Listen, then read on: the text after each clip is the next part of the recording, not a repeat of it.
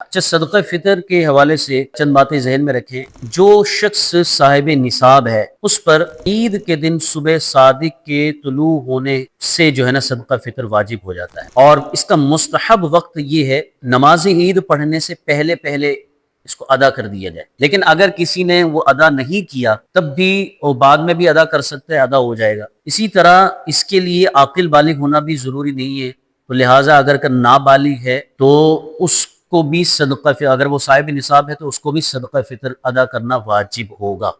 اسی طرح خود ایک شخص جو ہے نا وہ صاحب نصاب ہے، صاحب نصاب کو غنی کہتے ہیں، اور وہ خود غنی ہے لیکن اس کی جو نابالغ اولاد ہے اس کا بھی صدقہ فطر یہ ادا کرے گا، اس پر لازم ہوگا۔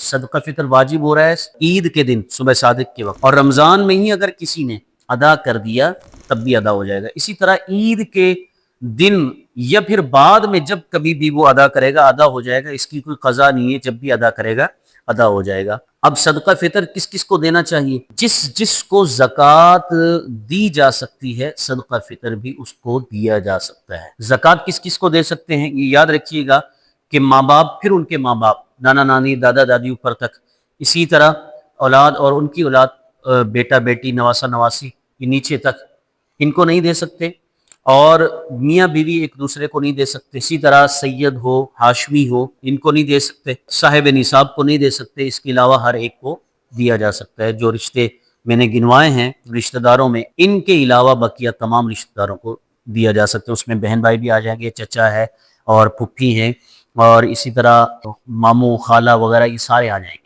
ان کو دے سکتے ہیں، بشرط یہ کہ یہ لوگ شرعی فقیر ہوں۔ لیکن اگر ایسا ہے کہ آپ نے ایک بندے کو زکوٰۃ ادا کر دی اور اتنی دی کہ وہ خود صاحب نصاب بن گیا، تو اب اس کو صدقہ فطر نہیں دے سکتے۔ تو یعنی شرعی فقیر کو صدقہ فطر دے سکتے ہیں، اور شرعی فقیر وہ ہوتا ہے کہ جس کے پاس 52.5 تولہ چاندی یا اس کی رقم یا اس کے برابر کوئی اضافی سامان نہ ہو جو حاجت اصلیہ ضروریات زندگی سے زائد ہو۔